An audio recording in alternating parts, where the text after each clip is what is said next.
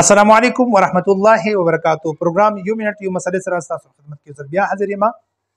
یو کس سوال کړی چې مفتی صاحب د سجده تلاوت سجده چې کومه ده د دې طریقې کار څه دی، مسنون طریقه څه دی، او بل سجده تلاوت ته چې کله لاړ شي نو په سجدې په حالت کې به هغه تسبیحات وایي چې د مونځ کوم په حالت کې کومېدلی شي یا نور څه تسبیحات دي. جواب دا دی چې په قرآن مجید کې څه مقامات داسې دي، څه آیتونه داسې دي چې د هغه په خپل ویلو سره یا د بل چانه اوریدلو سره په انسان باندې سجده واجب کیږي.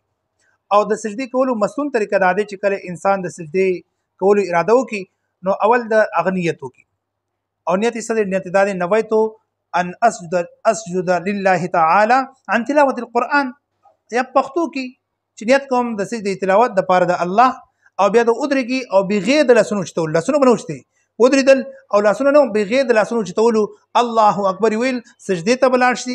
سجدې ته چې کله لاړل اوس د سجدې په حالت کې به هغه تسبیحات وایي کوم چې د مونځ تسبیحات دي، سبحان ربي الاعلى، سبحان ربي الاعلى، سبحان ربي الاعلى، کم از کم 3 مرتبه دا وایي، او بیا چې سجدې نه سر اوچتوي بیا به الله اکبر وایي او پورته به شي او به درېږي.